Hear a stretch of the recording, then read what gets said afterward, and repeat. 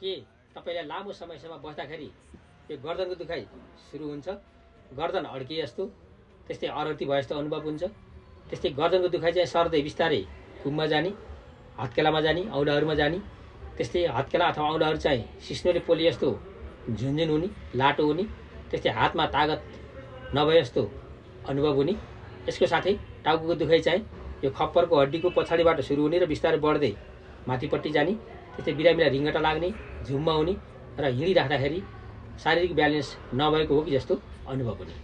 यसका साथै यदि तपाईँको पेसा भनेको चाहिँ कम्प्युटरमा बसेर गर्ने छ, ल्यापटपमा बसेर गर्नु छ, त्यस्तै मोबाइल चलाउने छ र यसरी मोबाइल, ल्यापटप, कम्प्युटर चलाउँदाखेरि तपाईँले चाहिँ टाउको अलि निहुराएर गर्नुहुन्छ। यदि यस्तो समस्या छ भने यो चाहिँ सर्भाइकल स्पोन्डाइलोसिस भन्ने मेरुदण्ड सम्बन्धी हड्डीको समस्या हुनसक्छ। अब यो सर्भाइकल स्पोन्डाइलोसिस भनेको के, यसको बारेमा जानकारी लिउँ। हाम्रो मेरुदण्डको हड्डीमध्ये यो गर्दन एरियामा हुने हड्डी जसलाई सर्भाइकल भर्टेब्रा भनिन्छ, जब सर्भाइकल भर्टेब्राका हड्डीहरू खिँदै जान्छन् र यसको डिस्कहरू पनि खिँदै जान्छन्, यसको जोर्नीहरूमा समस्या आउँछ। यो समस्या आइसकेपछि यसलाई नै सर्भाइकल स्पोन्डाइलोसिस भनिन्छ।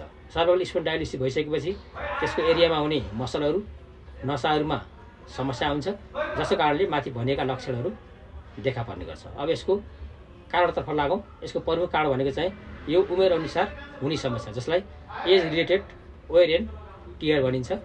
यसका साथै यो चाहिँ यो विभिन्न डिभाइसहरूमा काम, जस्तो मोबाइल, ल्यापटपहरूमा काम गर्दा अलि टाउको निहुराएर गर्ने मानिसहरूमा पनि यो देखिने गर्छ।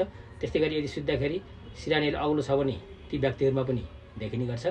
त्यस्तै गरी यदि यो लामो समयसम्म यो गर्दन एरियामा यो चाहिँ तनावपूर्ण अवस्था आयो भने अथवा यो जोड परिराख्यो भने यो समस्या देखिने गर्छ। यसको उपचारतर्फ लागौँ। यसको सामान्य उपचारमा चाहिँ यदि बिरामीलाई चाहिँ यो भर्खर समस्या देखिएको छ भने चाहिँ त्यतिखेर आइसहरूले सेक्न सकिन्छ। त्यस्तै यदि पहिलेदेखि नै समस्या छ भने चाहिँ यो चाहिँ हट कम्प्रेस गर्ने अथवा अलि तातो कुराले सेक्न सकिन्छ। त्यस्तै सुत्दाखेरि सिरानी अलि होचो गराउने।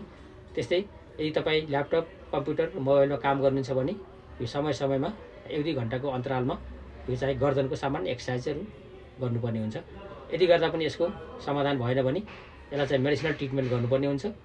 सर्भाइकल यदि हाम्रो गर्दनको दुखाइलाई हामीले नेग्लेक्ट गरियो भने पछि गएर यो अलि भयङ्कर किसिमको सर्भाइकल स्पोन्डाइलिस हुनसक्छ।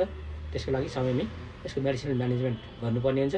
होमियोप्याथीमा यसको सही समाधान छ।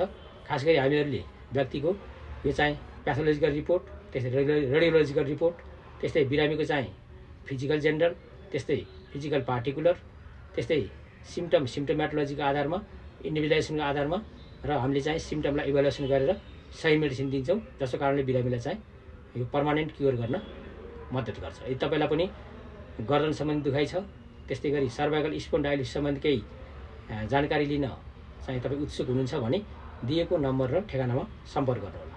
धन्यवाद।